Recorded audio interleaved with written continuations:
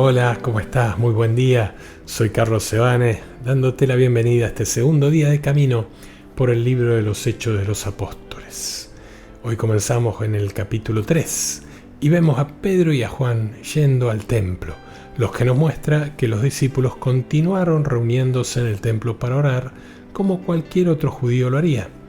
Mantuvieron todas las prácticas tradicionales y la herencia de la religión judía. De modo que a las 3 de la tarde de aquel día nos encontramos caminando por la puerta del templo llamada Hermosa.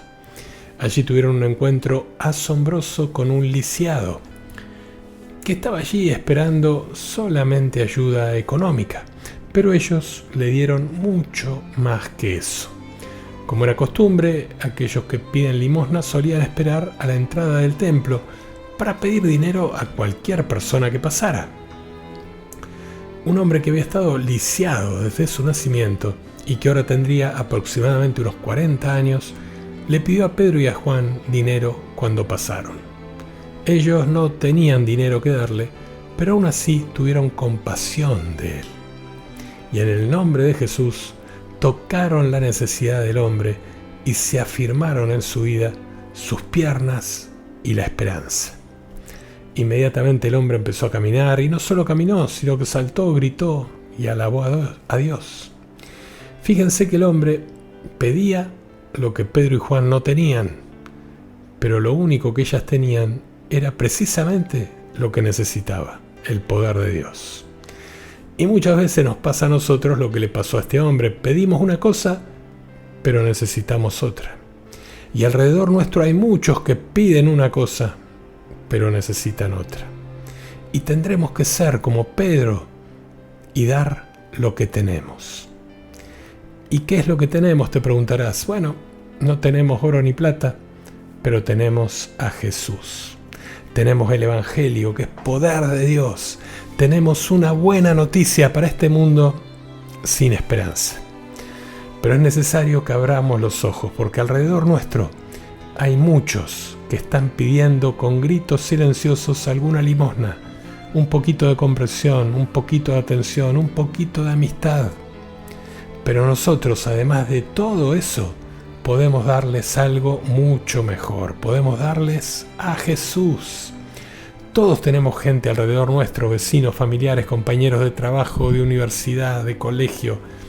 Y es necesario que empecemos a escuchar, a darnos cuenta qué están pidiendo. Y tenemos que dar lo que tenemos. Y a lo mejor te estás preguntando: pero yo, ¿qué puedo dar?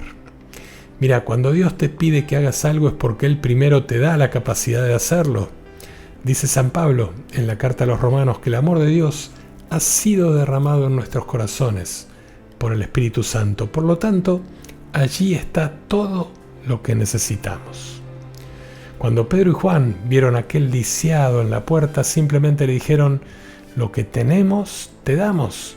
Y le dieron lo que tenían. Los ríos de agua viva brotaban de su interior, como lo había prometido Jesús. Ellos sabían lo que tenían. Nosotros, a lo mejor no. Pedro recordaba lo que nosotros olvidamos: que Dios vive en nosotros. Y si tenemos a Dios, podemos darlo a los demás.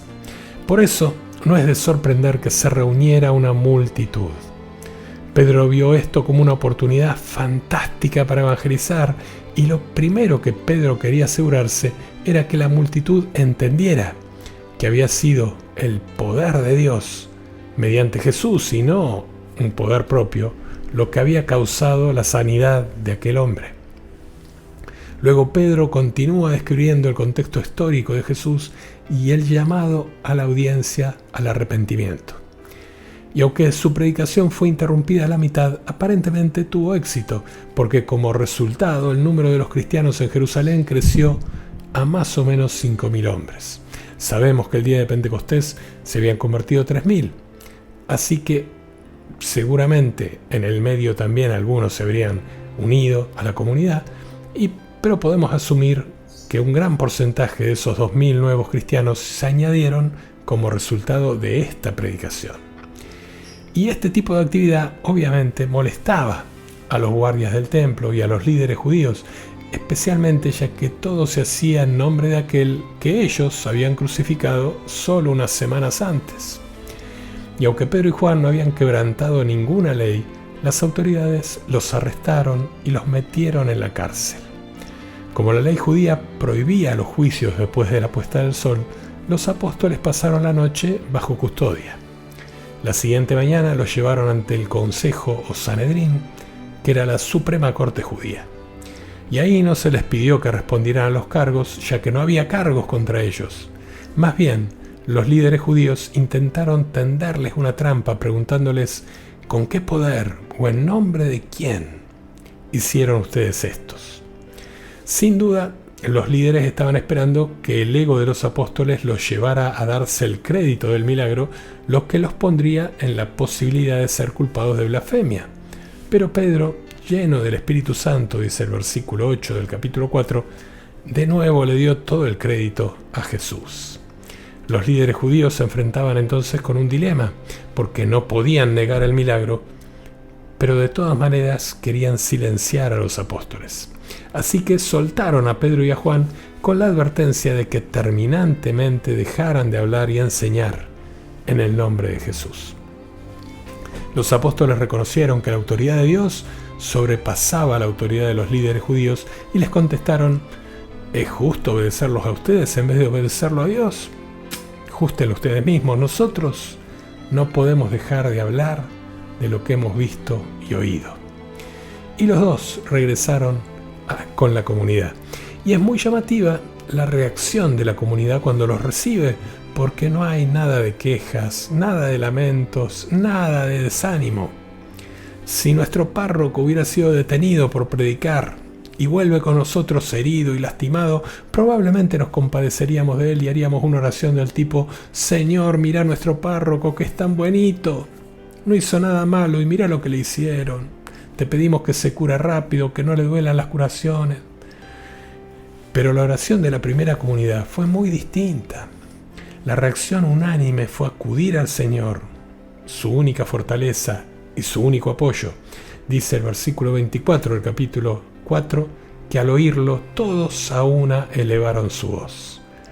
Y es más significativo aún el contenido de esa oración, porque sobre todo miran a Dios, a quien contemplan y reconocen como el dueño y el soberano de todo, como el creador de todo lo que existe. Y a continuación, con la ayuda de la palabra de Dios, concretamente el Salmo 2, buscan la luz para entender esa situación.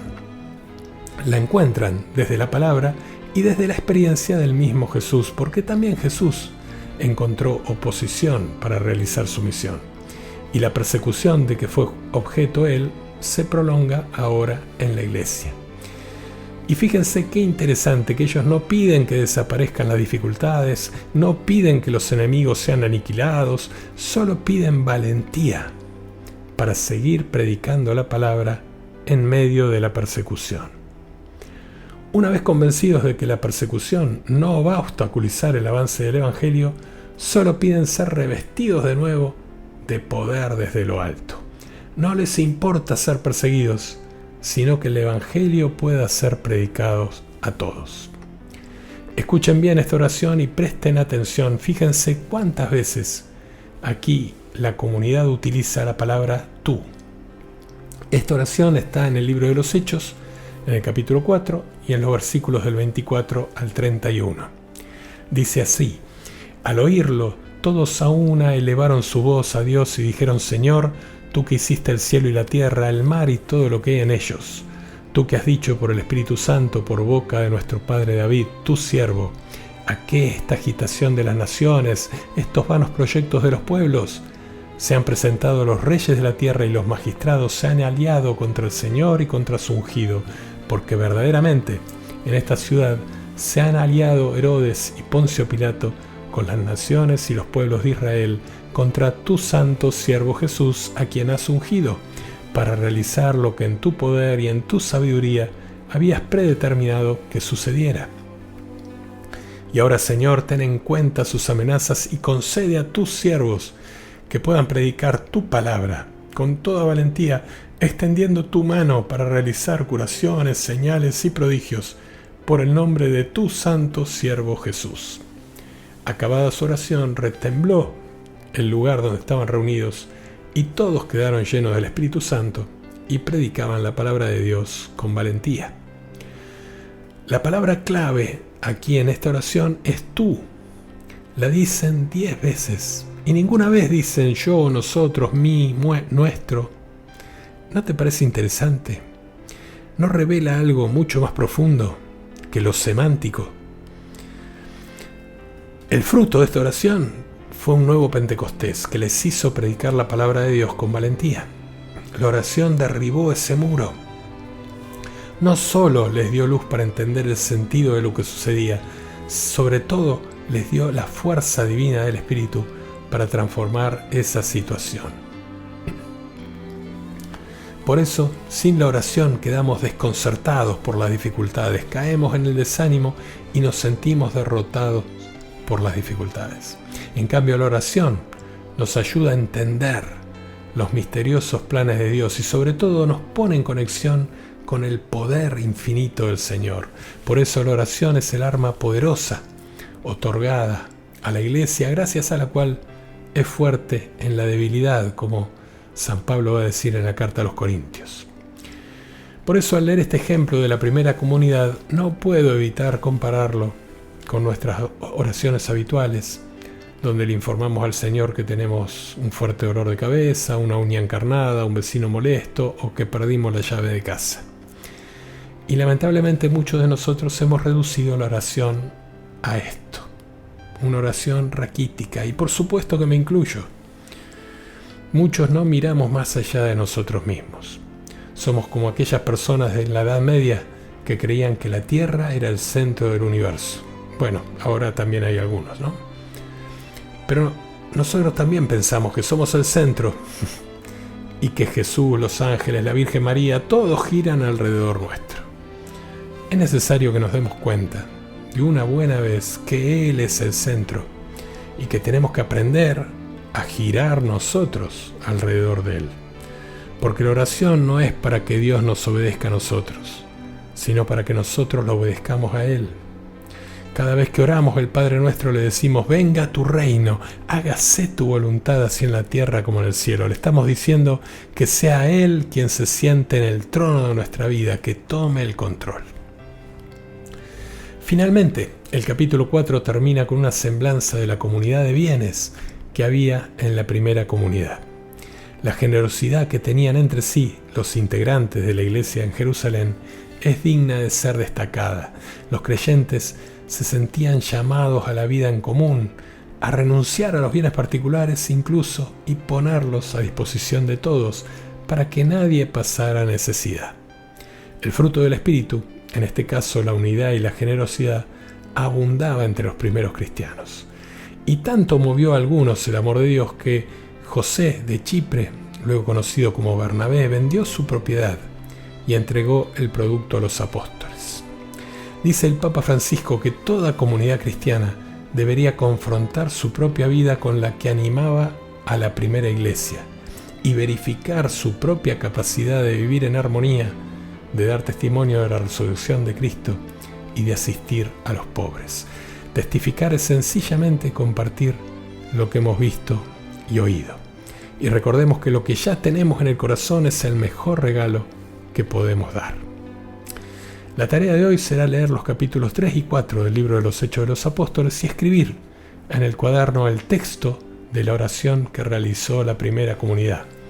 Capítulo 4, de los versículos del 24 al 31.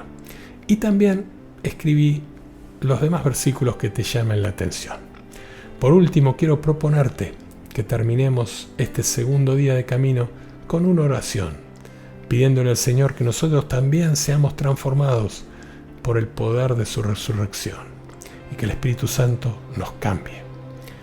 Por eso, Señor, te rogamos que por el poder de la resurrección de Jesús, nosotros también lleguemos a ser cristianos generosos, llenos de amor, que reflejemos de palabra y obra la victoria de Jesús.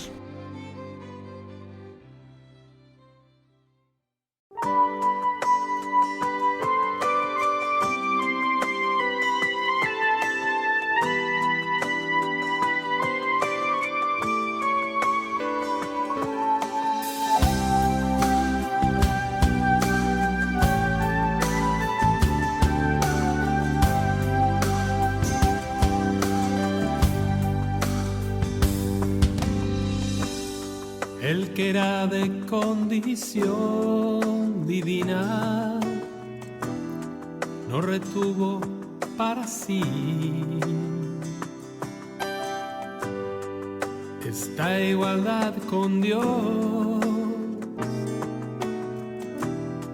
sino que se despojó de sí mismo, tomando condición de siervo y haciéndose semejante a los hombres.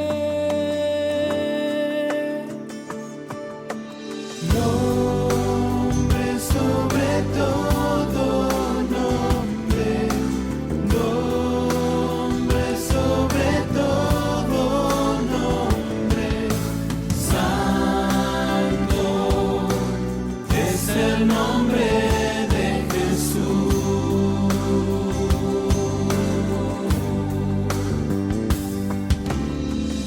Presentándose con aspecto humano,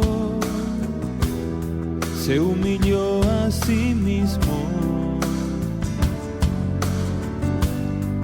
obedeciendo hasta la muerte y muerte de cruz. Por eso Dios lo exaltó y le dio el nombre que está sobre todo nombre. Nombre sobre todo nombre, nombre sobre todo nombre, santo es el nombre de Jesús. Nombre sobre todo nombre, nombre sobre todo nombre, santo es el nombre de Jesús. Para que al nombre de Jesús toda rodilla se doble, en el cielo y en la tierra y debajo de la tierra, y toda lengua proclame para gloria de Dios Padre que Jesús es el Señor.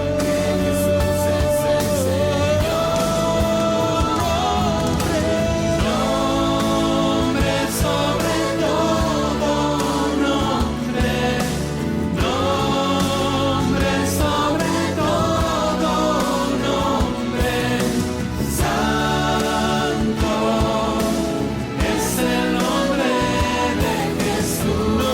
Nombre sobre todo nombre, nombre sobre todo nombre, santo es el nombre de Jesús. Digno es el nombre de Jesús. Fuerte es el nombre